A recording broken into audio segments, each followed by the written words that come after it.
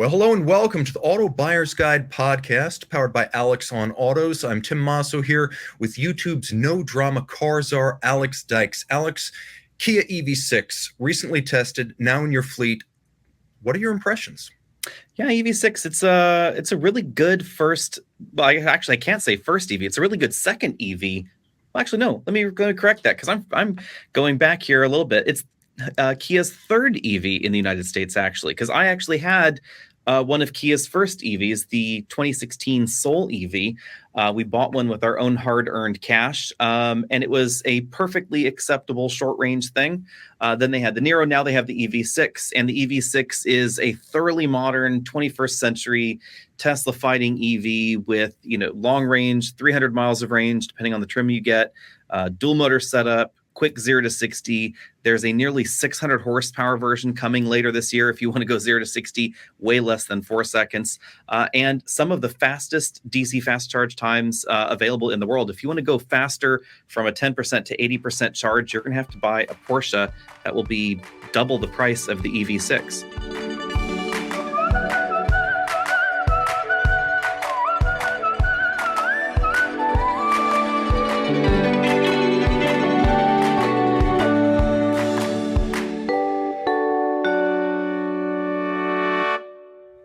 Now, let's talk a little bit about this 800 volt architecture, because this is, for a lot of folks, very exciting. Tell me, did you get to experience that, and what have your results been?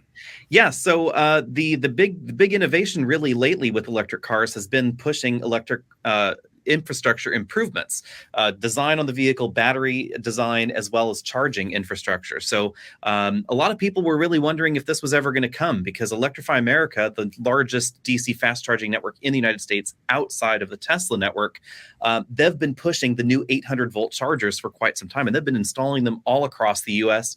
And until recently, there wasn't a lot that could use them. But the big reason you want 800 volt charging is because you can stuff more power into the car quicker. So basic rule of thumb, you double the voltage, you half the current, and it means that for the same size wire, you can put twice the power through there if you double the voltage. Now, there's some additional benefits, actually, because you really don't just double the voltage. You also reduce the amount of heating, the amount of resistance that you get over that conductor. So we're talking about massive amounts of power. The charging stations have liquid-cooled conductors, 350 amps, 1,000 volts is what the Lucid Air will charge at. So we're talking about more than 5 city blocks in some areas of the United States worth of power consumption that's just going into a battery in a car. And that's how the EV6 can charge so fast. Also, the related Ioniq 5 and the upcoming Genesis EV will share the same architecture. But when we take a look at legacy charging standards down at 400 volts, you just can't go that quickly. Tesla's really been pushing the boundaries on their 400 volt infrastructure, and 255 kW peak is what you can do there. The average Tesla will take 30 to 40 minutes, depending on the exact situation and state of charge, to get where you can in 18 minutes in some of the newer vehicles. And it's going to be more and more important when we talk about trucks and SUVs and big EVs. Like, I was recently driving the Hummer EV, and it is crazy on so many levels, but the battery pack is absolutely enormous. It is more than double the size of the biggest battery pack we've ever been able to buy in the United States in a Tesla Model X, more than double that. So charging it takes a long time. And if it wasn't for the newer 800 volt systems, you'd be spending hours and hours trying to get 200 miles of range. And we can circle around and talk about the Hummer in a moment, or I guess crab walk around and talk about the Hummer. But that was horrible. I apologize. But let's talk about what it means to have 350 kilowatt, 800 volt charging. Like, in real world terms, I think most people would say charging is no longer a pain when I can do 3 things. 1, find a charger. 2, charge quickly. And 3, be able to count on the charger being functional when I find it. Well, we have the quickly part done. 70 miles in 5 minutes with this new architecture from Kia Hyundai, and from 10 to 80% in 18 minutes. Yeah, the tricky part is the combination of all 3 of those things, which honestly nobody has really achieved well so far. To be perfectly honest, Tesla gets the closest. So if you want to have that no worries experience, and you want to go from point A to point B, have the car do all the calculation for you, reliably end up there when the car says you will get there, and charge without error along the way, then Tesla is really the only game in town. And the advantage there is that Tesla controls everything. This is the Android versus iPhone debate, to be perfectly honest. If you're, a devout Android person because you like open standards and the ability to do whatever, then you should really not be into Tesla, because Tesla is very, very insular, very closed. And that's why everything works beautifully. They make the chargers, they make the car, they make the software to take the car to the charger. They have methods for waitlisting things. So, if your charger is really busy, there is a method that Tesla has available to them with the car and the software integration, et cetera, to say, this is how long we think it's going to take you to be there in line to charge and then get going. So there's that ability to do that even with busy stations. And none of those parallels exist quite right in the outside world. Different charger companies, Delta, ABB, et cetera, make the chargers. Electrify America or Blink or ChargePoint or whoever operates the charger. Then car manufacturers build the cars to the agreed upon standard, and nobody does a lot of testing, which I honestly think is shocking. So when I have spoken to people at Electrify America, for instance, when the Mustang Mach-E had been on sale for 3 months, they still had not received a Mach-E from Ford to do their validation and testing on. Same thing with Kia and Hyundai with the EV6 Ioniq 5. Electrify America hasn't received one to do validation on the nation's largest charging network outside of Tesla. And the manufacturers say, well, it's because we're trying to get them to customers. We don't have the inventory around. But it's this self-fulfilling prophecy. If you can't get everybody to have all the components at the same time to test with, how are you ever going to make sure this thing works? This last weekend, our long-term EV6, which we literally bought ourselves with our own cash, we ran down to the Kia dealer, wrote him a check, and bought an EV6. We had troubles charging the EV6 this weekend. The charging station errored out twice. It was, charging very rapidly, but then occasionally would error out. And that's something that we saw in the Mach-E. It's something that we've seen in the ID4 as well. So it's not an isolated case. Now, it's important to talk about this because on paper, if you look at Electrify America, you're like, okay, the future is here. We have a national fast charging network to rival the Tesla superchargers. But in reality, you're going to wind up trying to find service at a patchwork of chargers from various networks, various styles, various rates of charge. And the next best thing to Tesla is something called plug and charge, which is really a way of trying to stitch these into one quilt. Could you talk a little bit about that and whether the Kia has plug and charge? It does not, which I think is a bummer. So at the moment in the US, as I recall, Porsche was the first. Ford was the first, then Porsche was second with plug and charge.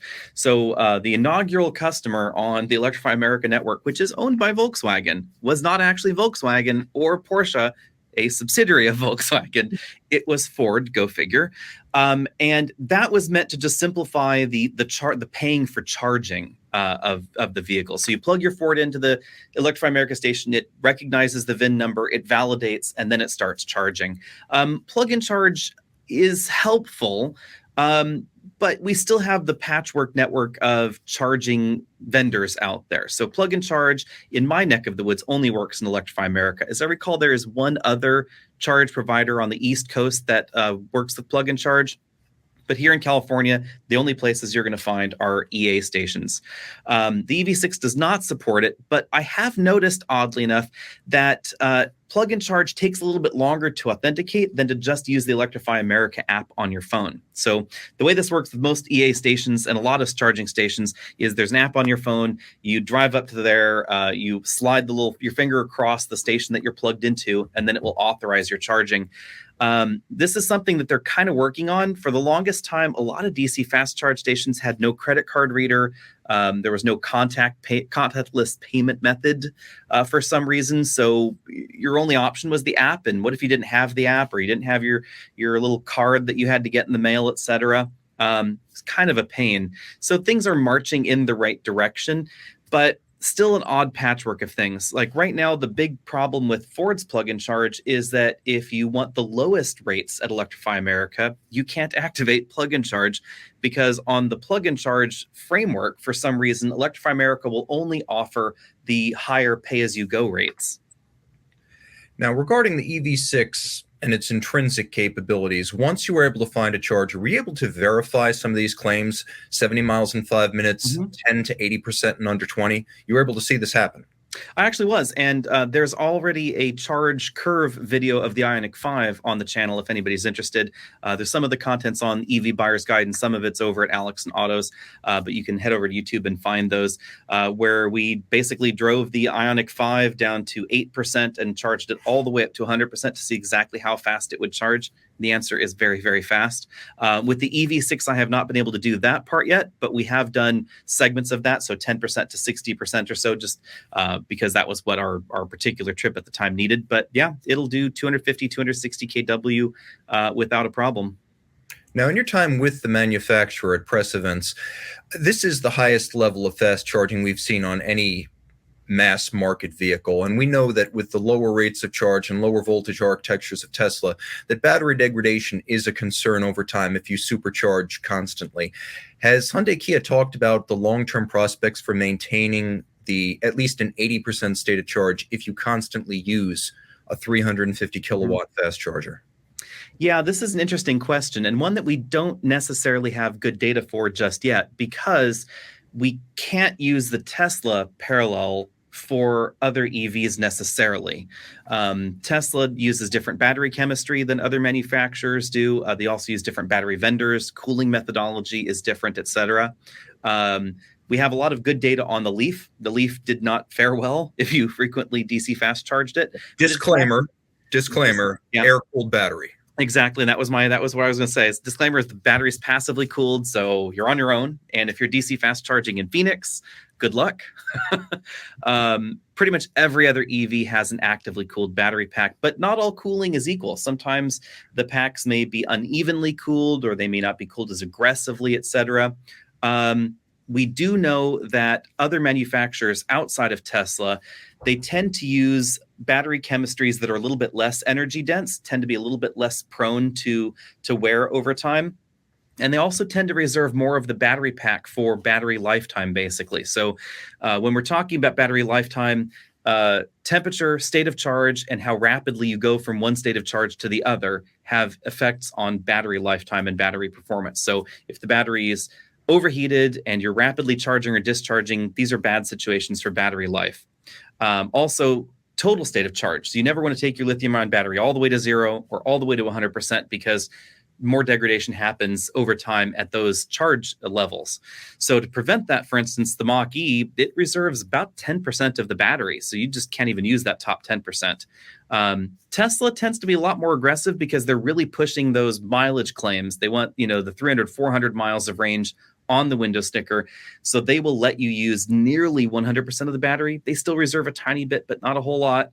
And that's where the warnings really apply. Please don't charge your battery over 90%, because battery lifetime will, result.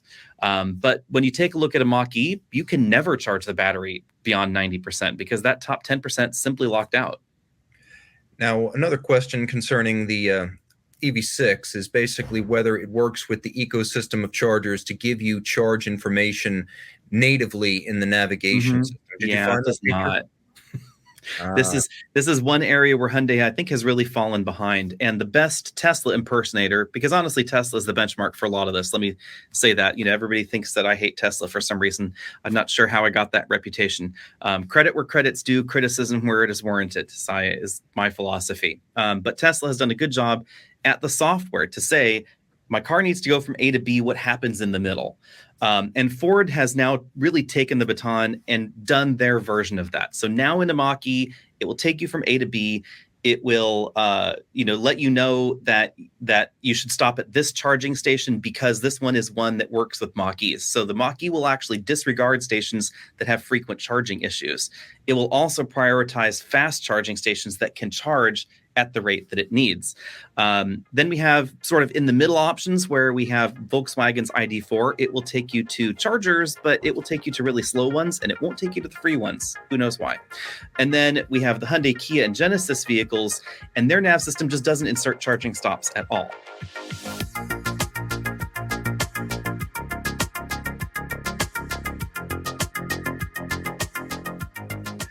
Now, it's important to note as we sort of segue to our main topic today that EVs and Volkswagen and the Electrify America charging network all have a lot of overlap. So, as we sort of jump now to our main topic, which is Volkswagen in America, the past, present, and future, we're definitely going to circle around again to EVs because depending on who you believe and what you read, Volkswagen may be spending as much as $86 billion globally between now and 2030 to make that EV transition. So, Alex, the first Volkswagen Beetles were brought over to the United States in 1949. They sold two. Volkswagen of America was established in 1955. They actually had their own distribution under their own name, unheard of at the time.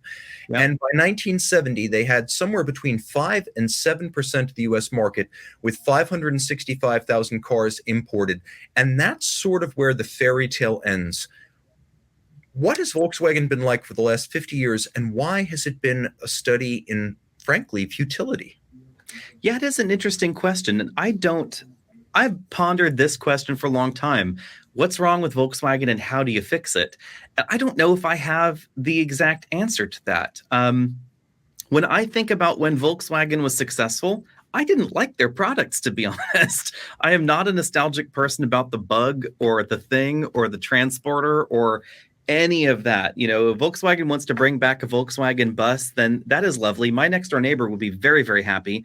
But for me, why not just make it a minivan? I mean, call it a minivan. Why do we need to call it a Volkswagen bus thing? Because maybe that was the heyday for Volkswagen, but I didn't think their products were great. And I have this feeling that people with nostalgia for some of these products eventually circle around to realizing maybe that wasn't so great. Why would I buy the Volkswagen again? And they've had this on-off success with resurrecting the Bug now and then, and they sell a few to people that loved their Bug in the 1950s, 1960s, and want a modern version of it. But then the next time around, they don't go and buy, you know, a Jetta or a Passat, which doesn't even exist anymore. They go and buy a Camry. I think in each decade, there's a story to be told since 1970 about why Volkswagen basically failed in the US market. In the 70s, the answer is that they waited too long to transition to water-cooled products and, frankly, new competition. Back in 1970, foreign car in the United States meant a Volkswagen. They were the first company to import enough parts and service knowledge to actually maintain everything else had been, over that point, imported by specialists like Luigi Cinetti or Max Hoffman or Shell Cavalli. They would bring over the car, they would sell you the car, and then you were on your own. Volkswagen had, in 1965, 900 dealers in the United States. That's over 200 more than they have now. They were the game. But in the 1970s, the Japanese and the Germans joined the market. And by the Germans, I mean other Germans.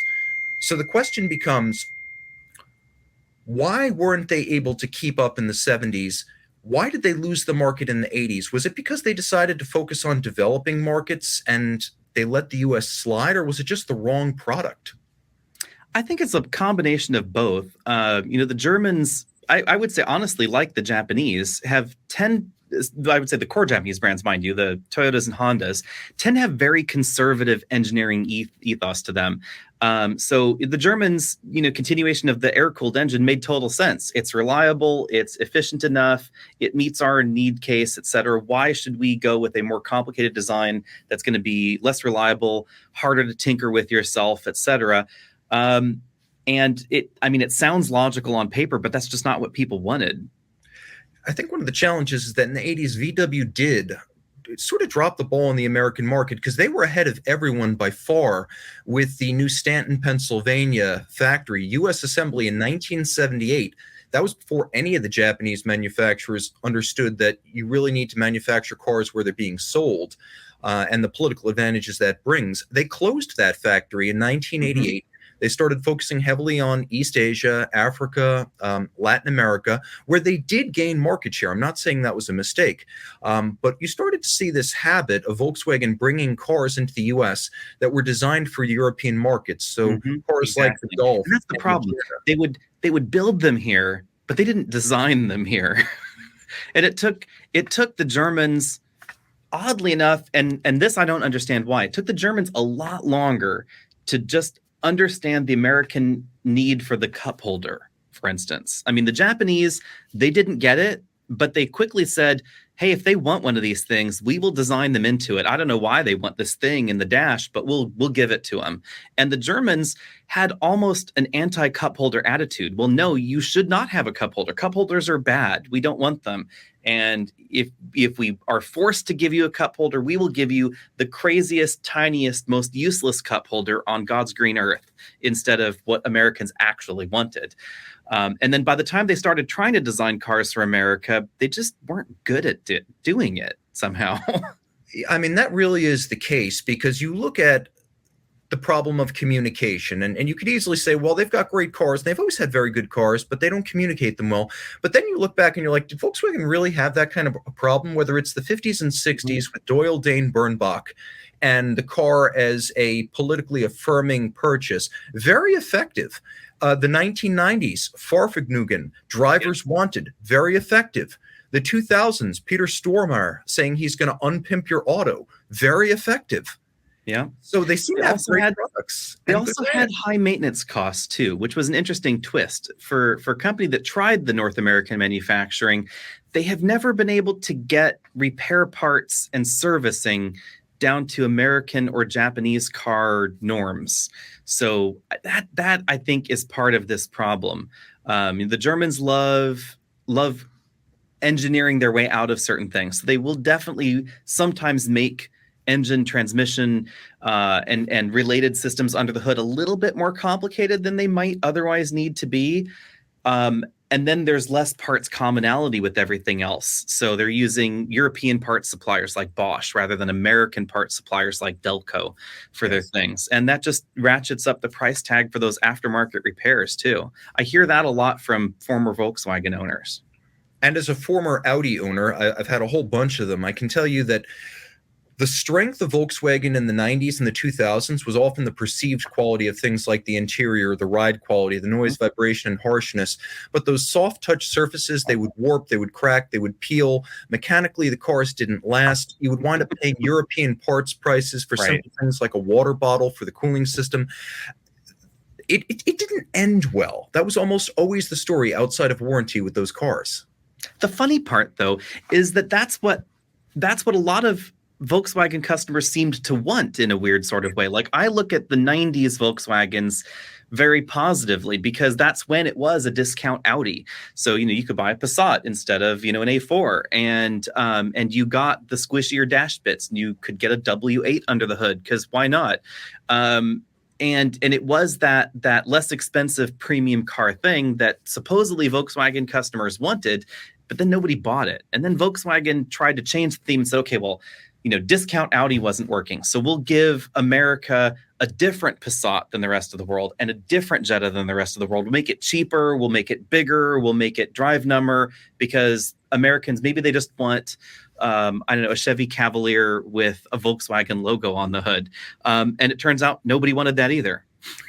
Yeah, it's really important to note that came out of the decade of the 2000s. If the problem that Volkswagen had in the 90s was that they were more or less importing European cars designed to do battle with the likes of Fiat, Renault, and Peugeot, in the 2000s, it was like the era of megalomania. Ferdinand Piëch had a stranglehold on the Volkswagen group. Volkswagen was going to get a twin-turbo V10 diesel-powered SUV, whether they wanted it or not.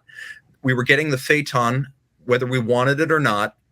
We were going to get the EOS retractable hardtop roadster, whether we wanted it or not. And then there was just some stabbing into the void, like, why not a minivan, right? Because that's a growing market segment.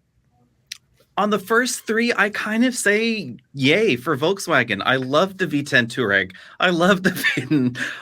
EOS, not quite so much, but I know some people that love theirs. But yeah, it just seemed to be the wrong landing somehow. And then I think part of the problem at Volkswagen has been this knee-jerk reaction to everything, the stumbling, android in a 1980s sci-fi, comedy, where, we take a stab at this, that didn't work, but we don't stick with it. We just turn around and stab 180 degrees in the opposite direction, and then you stagger around and stab somewhere else. I think that may be the ultimate problem with Volkswagen, is they do tend to do this seesaw thing, and maybe one of their directions will pick up steam. So they will simultaneously double down on it while also somehow going in the other direction. So we have the Touareg and we have the Phaeton, but then they left behind their mainstream offerings and just let them age and wither away. Yeah, and I mean, the funny thing is, after they decided that America didn't want to discount Audi, which is really what Volkswagen tried to be in the 2000s, they decided that Americans wanted things that were not too fine but really big. So that started the modern era of VW in America. We're going to give you a Passat that's bigger than any Passat ever. We're going to give you a Taos that's priced like a subcompact but compact sized. We're going to give you a Tiguan that's the biggest truck in its class, and we're going to give you an Atlas that's not all that powerful or luxurious, but it's the size of a Durango, and you will be happy. And oddly enough, this direction recently seems to be working for them, Passat aside. I think Passat would have been fine if it had been, 20 years earlier. That would have been exactly what the customer was looking for. But bothering to redesign the Passat in a shrinking market was never going to look good for Volkswagen.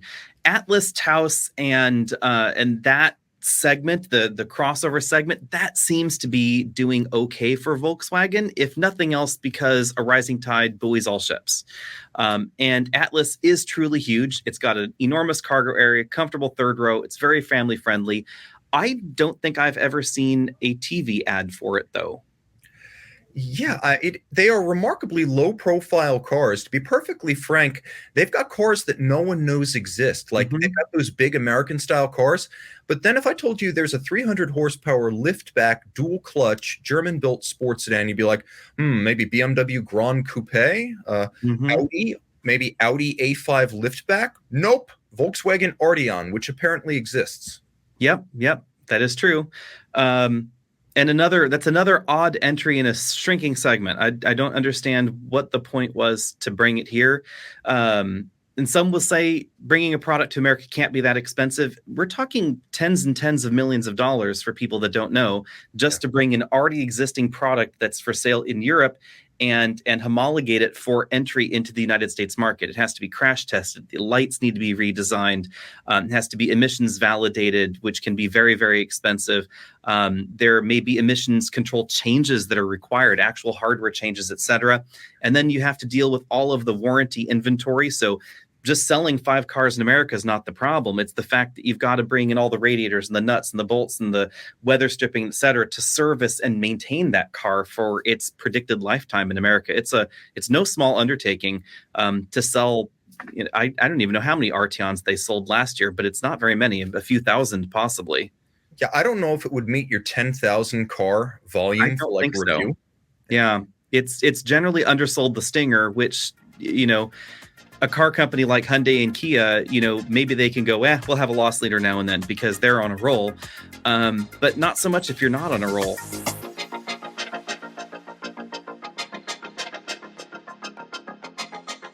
And that kind of leads me to the next thing that I think we should mention to the viewers here is that, we have a Civic Si in. So I have this trouble occasionally thinking of the Civic Si critically. I tend to look at it through rose-colored glasses, and I have to reset my framing of the Si every time I drive one. So in 1985, we had the first Si. It had 91 horsepower, and that year, Honda sold over 100,000 units a year for the very first time in the United States.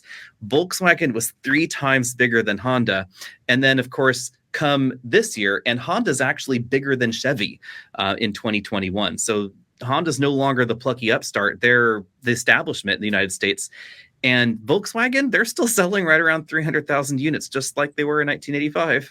Yeah, it's actually worth mentioning, just in terms of the world. In the US, we kind of think of Volkswagen as like something that's just a little bit better established than Mitsubishi, like it's in that class. They sell less than Subaru on a volume basis in the US. Globally, Volkswagen Group cars are 12 out of 100 vehicles, and the VW brand itself is 8 out of 100 vehicles. In the US, that number is less than 2.5 vehicles out of 100. And this is where people scratch their heads because it's called the Giant of Wolfsburg for a reason. And the reason is volume. And Volkswagen is a ginormous multinational corporation. I mean, they're huge in Europe. They own a bazillion brands. So, it is, if you drive around Europe, you will see Volkswagen Group things everywhere, even if they're not under the Volkswagen nameplate. There's a Volkswagen on every corner practically. And I believe in 1985, it's interesting you mentioned this. I think that was the Motor Trend Import Car of the Year that year in 85. And it's funny because some of those performance threads of like weirdo enthusiast Volkswagen still exist, but they are the most bifurcated brand I can imagine because you've got these insane, crazy cars like the Arteon 300 horsepower liftback, the GTI, and the Golf R. And then you've got this attempt to be ultra mainstream with the most vanilla but largest in class SUV offering in the Taos and the Tiguan and the Atlas. And this is all under the same roof. And I've always kind of wondered, if Volkswagen had just stuck with selling us some European things now and then, honestly, I would have to think that would A, be more successful, and B, be less expensive. So, why can't we get a Polo here? Why can't we get an Up? Why can't we get this and that and the other? Like, just open the European portfolio, pick a few random models and shill them to Americans as the European option. Do you like, German beer? Why wouldn't you like a German car too? And it's not like they haven't had success in group. The Audi A5 is the best-selling Volkswagen Group, or excuse me, Q5 is the best-selling Volkswagen Group product in the United States. It's made in Mexico. It's a mainstream compact SUV that outsells any Volkswagen-branded product. And Audi back in 1990, it was in the toilets. Audi back in 1990 is like what Jaguar is today in terms of market penetration. Volkswagen, but I think the Volkswagen Group has had that haphazard approach to their product, and Audi has been much more focused on chasing BMW and Mercedes, which for them has been a good goal. And they haven't had this like knee-jerk reaction to every trend in the wind. It's a slow progression, slow migration to crossovers over time and adapting to what the others are doing, but they haven't, done as many random things as Volkswagen has tried. I mean, it's amazing to see the success of Audi, though, because it's basically the same people in the same company. Now, I know Audi is like 1% publicly traded in Germany, but I'm sure they're taking orders from the mothership. And after 2 decades of futility, Audi has arrived. But Volkswagen is still kind of spinning its wheels. They revived Lamborghini. They brought Bugatti back from the dead. They turned Bentley into a quasi-reliable mainstream luxury vehicle. And Audi has been established where, 30 years ago, you thought of Audi, you thought of a car with runaway acceleration going through a brick wall. Now it's a BMW rival.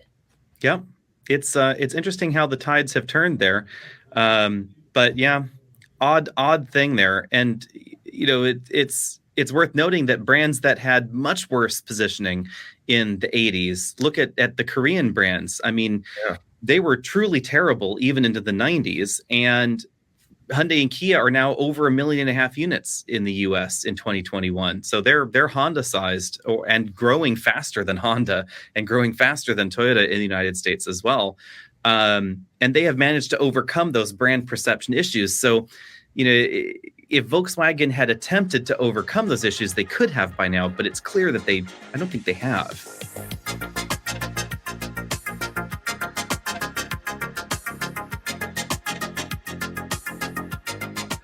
So now they're bouncing around between Mitsubishi and Subaru volumes, but there's a moonshot on the horizon. And depending on who you talk to, Volkswagen is looking to spend somewhere between 7 and 86 billion. These numbers have been thrown around on electrification. And right now, 73% of Volkswagens sold in the US are crossover SUVs. And that is where they are focusing on electrification. Is this the reboot they need, the full blank slate?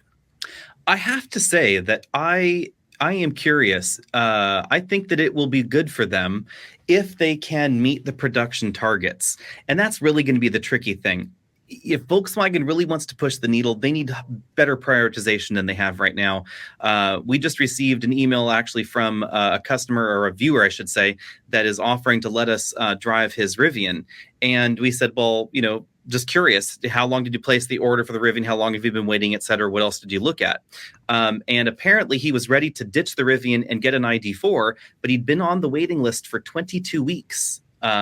to get the ID4, and then his name came up in the Rivian. He said, forget it, I'm not waiting anymore. I will buy the Rivian instead. But he wanted the Volkswagen over the Rivian, which was intriguing. So wait times like that for a car that is supposed to be RAV4 CRV attainable and RAV4 and CRV priced, that is problematic. Nobody wants to wait for their mainstream, family mobile. You just want to go to the dealer, you want to pick a red one, a blue one, a green one, and then you want to go home with it. So that's, I think, going to be their biggest problem. Now, their factory in Chattanooga, honestly, it's been kind of a slow roll. Last year, I toured the factory. There was a program there in Chattanooga for the new all-wheel drive version of the ID4, which also seems to be taking a bit of time. And at that point, the factory was making some prototype vehicles, but it looked fairly complete. As I understand it, they have still not produced any ID4s in the factory. And this is a big deal because they are really looking to make the ID4 the face of the brand in the United States. And there will be other IDs. There will be ID3s. There will be performance versions down the line. And that crossover compact SUV format is going to be duplicated in different scales. It's a strange thing that you found there was a wait list, because you mentioned it was supposed to be RAV4, Nissan Rogue, CRV sized and CRV attainable, but they also made a deliberate attempt to make it CRV and Rogue vanilla. They could have gone with a performance angle. They could have made it a German performance car. They could have given a luxury sheen.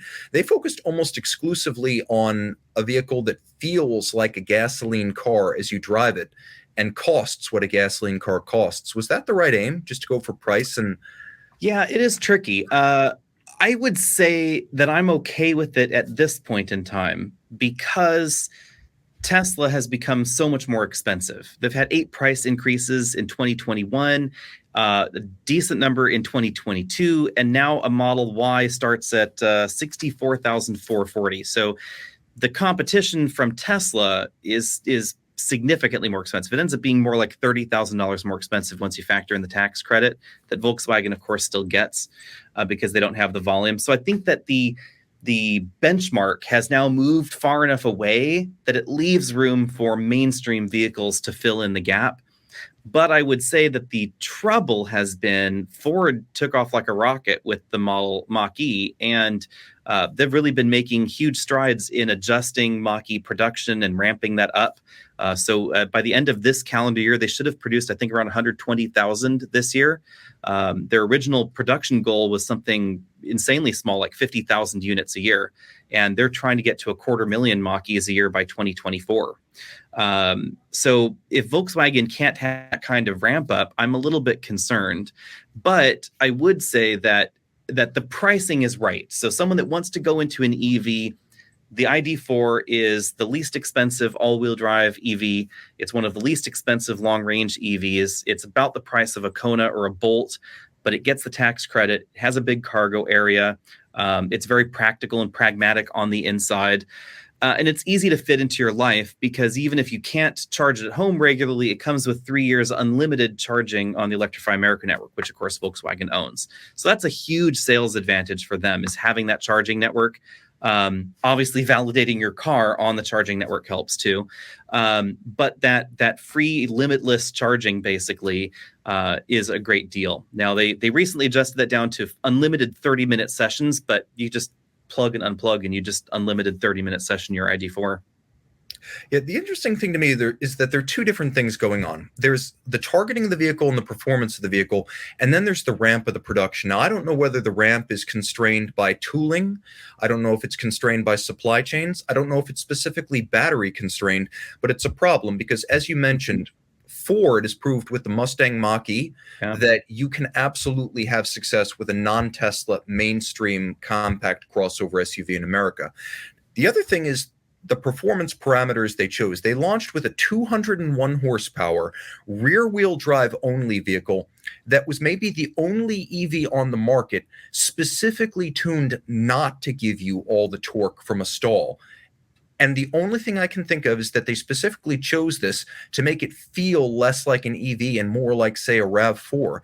I'm amazed to hear that your friend was even looking for a car like this, because I don't know what demand this satisfies. Yeah, it's performance is definitely better than the average compact crossover. So This is the, I guess, the trouble between what people think they would want and what people actually buy. So when people think EV, they think Tesla, they think fast, they think that instant acceleration, the punchiness, etc. But when that same shopper says, well, I can't afford one of those, I'll just go buy a Nissan Rogue, then you get 0 to 60 in 8.5 seconds ish. And you could ID4 and go 0 to 60 in 7 seconds ish. And so it's decently faster than a Rogue, and it has that sort of more instant acceleration, but it's certainly not where a lot of EVs are advertised. And then you could get the dual motor one, but the ID4 dual motor is actually about the same 0 to 60 time as the new Subaru Solterra and Toyota BZ4X. Just for funsies, BZ4X reminds me of what happens if you play Scrabble with a 6-year-old and they're like, BZ4X is totally a word, look it up in the dictionary, I get a triple word score. Yeah, when you said it was beyond zero 4X, I'm like, well, why is it beyond zero? It's exactly zero. They tell me what exactly it means. Zero. Toyota's mission supposedly with Beyond Zero is that they will be investing. It's part of a holistic plan where they're investing in other carbon neutral and carbon negative solutions. So perhaps at some point in the future, there could be plastics that are net negative rather than net zero. We'll see how that works. But yeah, it's an odd name. Let's just be frank. BZ4X is an odd name. Why is the B superscript? Why is it lowercase? I don't know.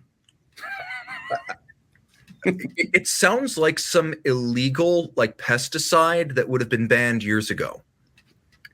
And I'm sure they will sell everyone they can build. Oh, I'm sure they will. It's gonna. But trucks like that are important if we can still call them trucks because they mainstream EVs.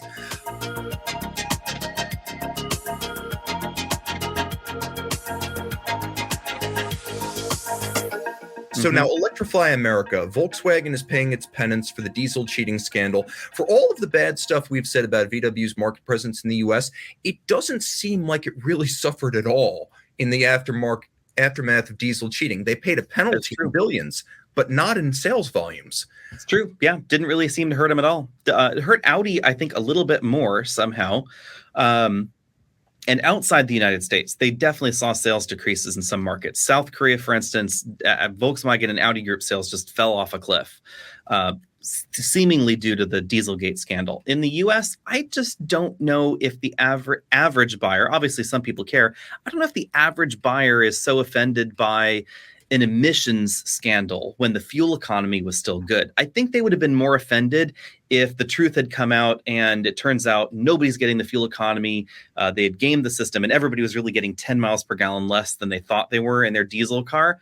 But saying that the diesel car is 5, 10, 20 times more polluting than it was supposed to be, I kind of have a feel that the average customer just says, so what? Yeah, and I kind of agree with you because this happened in 2015, it went public. And by 2016, 2017, 2018, Volkswagen's back up to a higher volume than it had in 2015. So Electrify America comes out of this. It's part of the penalty that Volkswagen paid. U.S. federal government says you have to spend $2 billion putting together a national high-speed charging network. Is this going to offer VW any specific competitive advantage? You mentioned that there's free charging with some of their vehicles from within the group, but we also know that with plug and charge, Ford Mustang can use that. Lucid can use it. So does it offer VW any real advantage that they created this, or is it just to the advantage of other brands that were quicker to market? Other than the free charging on EA, I don't think it does. And someone might be able to write in and tell us. But I do, as I understand it, there were some constraints around organization. So EA is a wholly owned subsidiary of Volkswagen. They're attempting to try and sell half of it off. They want another company to try and buy it and somehow have a joint venture, et cetera. But Volkswagen, as I understand it, is not allowed to exert too much control over Electrify America. I'm not sure whether that's by design or by choice. So whether Volkswagen simply chooses to have a hands-off relationship with EA or whether they're required to have a somewhat hands-off relationship with EA, I'm not sure. Logically, the easy answer to this would have been, why don't we call them Volkswagen charging stations? I mean, that would have been a stroke of genius. That probably would have been tricky to get other manufacturers to buy into things. But I am constantly surprised when a new EV comes out and then we hear from a manufacturer that they're having a charging dealer with who knows what charging company for these things. Like Subaru and Toyota very consciously, and actually secondarily Volvo with the C40, very consciously did not choose Electrify America as their preferred charging vendor. I was surprised by that because nobody else has the kind of charging infrastructure that they do. If you look at the charging infrastructure map for what DC fast chargers are supposed to be for, which is getting from point A in the United States to point B. I want to go from San Francisco to Houston, and then I want to take a road trip to New York City. Tesla and Electrify America are the only networks that will do that for you. Sure, there are going to be some green lots chargers and some blink chargers and some charge point things here and there. And if you live in a downtown area, a lot of commentary I get from other journalists that aren't really into EVs and they don't understand it. They'll say, well, I got this EV for a week and there's nowhere near me to charge. Well, sure there is. You plug it in at home. You plug it in at the office. The average EV does not go to a DC fast charger every day to plug in. That's not how they work. So you don't generally find the faster DC fast charge stations in cities. They're between cities because that's what they're for. They're to get you from the one city to the other. And EA is the only one that will do that at the moment. It really baffles me now that we've seen from Tesla that the supercharger network is at least 50% of their competitive advantage. Like a big part of the reason people buy Teslas is you can travel long distance in a Tesla almost anywhere in developed nations because they built out a fast charging network. There are no secrets anymore. This is not a speculative thing. Mm-hmm. Why doesn't every major automaker, which is claiming to spend 20, 30, 40 billion on EVs between now and 2030, just say, let's earmark $500 million each one of us and build out this network? Yeah. It's that I think there are two things. The first one is it's this very pragmatic attitude that so many companies have. They say, well, the numbers tell us that average EV buyers DC fast charge 1% of the time. It's somewhere right around 1% to 2%. Even Tesla owners, not a lot of DC fast charging really goes on. The majority happens at home or at the office. At home is something like 80 to 90%, high percentage. And then there's at the office, at destination chargers or whatever you want to call the places that are hotels and coffee shops and whatever. Very limited number in the DC fast charge station. But when you talk to customers want the DC fast charging. They think, I'm going to wake up today and for no apparent reason, suddenly decide that I want to drive to Louisiana today. And it happens every Wednesday for me. Every Wednesday I wake up and I decide that I need to drive 2,000 miles somewhere, which is not normal, but that's how customers think. Yeah. The second problem is, I think, how also has doomed hydrogen in a way, at least momentarily in the US. It's well, I build cars, I don't build gas stations. Why should I build a charging station? I don't build cars. I build cars, rather, why should I build a hydrogen station? That's someone else's job. Shell does that, BP does that, Exxon does that. I just build the things that take people around. Someone else is responsible for this.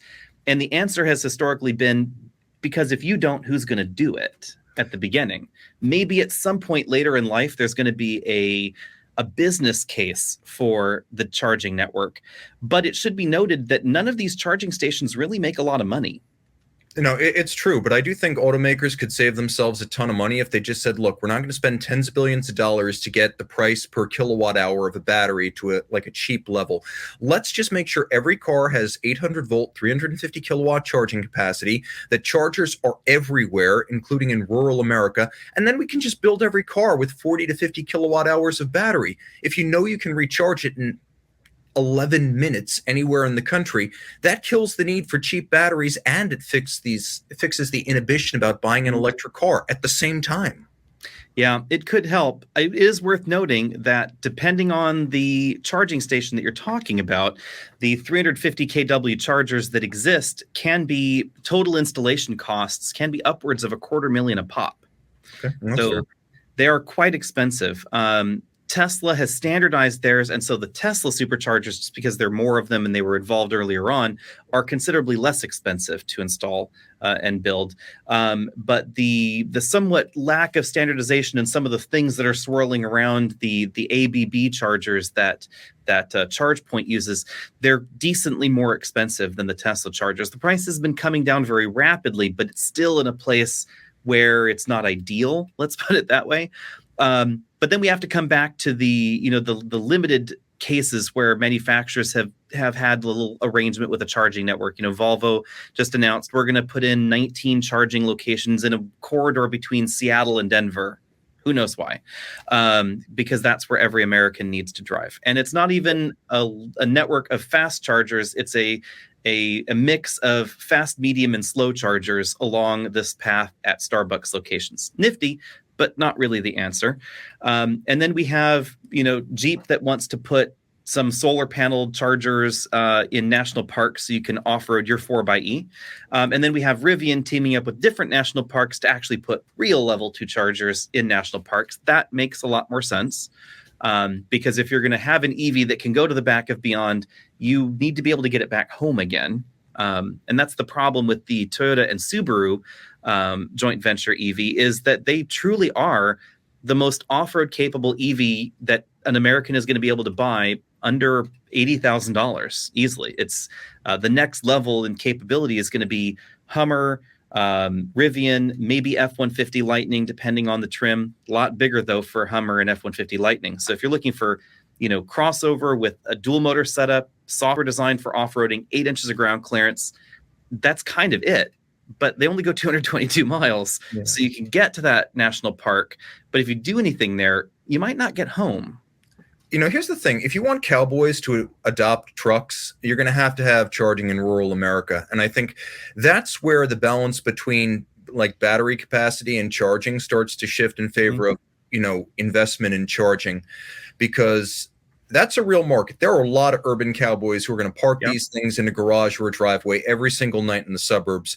But if you really want a cultural shift in attitude towards EVs, you've got to have charging out in the Midwest. You've got to have charging in the Deep South. You got to have charging where, it's sparsely populated. People are using their trucks for work. And while it's true that every EV owner thinks he might hypothetically drive 400 miles a day off-road towing horses, if you are actually towing horses or driving off-road or doing work with your truck, especially if it's one of the entry-level work truck versions of something like an F-150, then there really do need to be chargers out in, I don't want to say the middle of nowhere, but sparsely populated areas. And that's going to be key for the cultural transition as well as just selling the volumes. And that is a tricky push. On a business side, investing $1 million or so for a small bank of DC fast chargers in a place where EVs don't exist is a necessary step towards adoption, but it's not a very good business case. The other problem, which I think is not reported on very well, is just the power requirements and the power realities around DC fast charge stations. So I recently was talking to a friend of mine. He writes for Autoblog, and there was a piece there, and he's talking about the barrier to some of this entry is that rest stops cannot be commercialized. So we can't have a DC fast charge station in a national rest stop on an interstate highway because you can't have commercial resources there. But the other problem that I think that article skips is most rest stops in America don't have three-phase power. If you're in rural America, you don't have three-phase power. And even in residential America, you don't either. And three-phase power is required to deliver the amount of oomph that you need to run a DC fast charge station. There's a reason that superchargers and the big Electrify America stations are always in strip malls, commercial areas, industrial areas, etc. They're not on your average street corner. They're not located where the gas station is, your friendly neighborhood gas station. And they're not necessarily in logical corridors for travel either, because there's no power infrastructure there to power it. I happen to live off grid, so I am intimately aware of how much power we can consume. And, if the oven's on broil and it's summer because the air conditioning's on, we live with well pumps. So we're pumping water, we're pressurizing to put in the house, we're heating everything, all of that together. And we plug in, a toaster. Maybe we could get up to about 12 kW, but we're talking about one slot for one EV that's going to consume 350 kW for, in a Hummer, more than an hour to get fully charged. So, we're talking incredible amounts of power. And that kind of power infrastructure just doesn't happen in, your neighborhood 7-Eleven necessarily. And I think it's important to remember that, there are going to have to be some shifts. There are going to be heavier duty power transmission lines. There's going to have to be a build out specifically for EV charging to places where you don't have three-phase charging. There's going to have to be a discussion about whether state-owned rest stops, for example, can have chargers present, because charging stalls take up a lot of space, and at least for the foreseeable future, charging will take more time than fueling. And I think we're probably just about out of time in this episode to transition to hydrogen, but I think we're going to save that topic for the next episode, because that is a whole different discussion about technology, infrastructure, and the balance between the car and the fueling. And I think that's an interesting discussion in its own.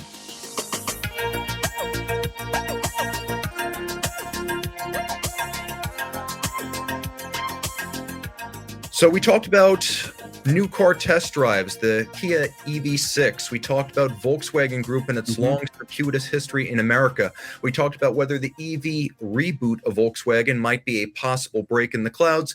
And of course, we transitioned from Electrify America into broader questions about EV charging infrastructure in America. Alex, do you have any closing thoughts on this? Yeah, I will add one thought to this process here. There's going to be a video on the EV Buyer's Guide channel if anybody wants to go deeper dive into why three-phase power is important. But this did bring up in my mind the reality that you'll notice EV shoppers, especially really into EV shoppers, European EVs tend to charge faster than American EVs on level 2 240 volt power. And it's not because 240 volt power is native to Europe, just like it is here. Here we have a split system, 120, 240. There it's just 240. The main reason is the average home in Europe does have three-phase power, which is kind of an odd twist. So you actually can plug in with three-phase power in a wider variety of locations. So a lot of EVs have those chargers built into the car. So for a 50% increase in conductor size and conductor weight, a number of conductors, you can have a threefold increase in the amount of power that you can jam into your battery. So it makes those 20 kW, 25 kW onboard chargers more realistic than in the United States. So in the United States, the connectors are big, everything is bulky.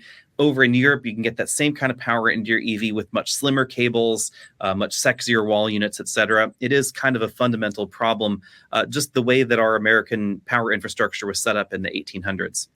And for those of you out in cyberspace, pretty much the limit of onboard power, you're going to see 11 kilowatt chargers on U.S. market cars. That's pretty much the upper limit of what you get on board in the vehicle that you can charge at your house right now. Yep. There are a few little asterisks. The new F-150 Lightning will do 19, and GM's new Ultium packs will support 19 kW charging, but the Hummer won't have it. Apparently the Cadillac will, though. So we're bumping up against that 20 kW limit here soon. And Tesla has had a history of supporting 20 kW on and off. They used to have a dual charger option. They've now replaced that with a single charger that is up there, I believe, I'm sure people will correct us, it's somewhere around 15, 16 kW for their bigger models. So I think those chargers are coming, but it's a slow roll, and it does mean really crazy conductor sizes. So that is the downside to that. We have the F-150 Lightning on order. Guys will actually see a review on that in May.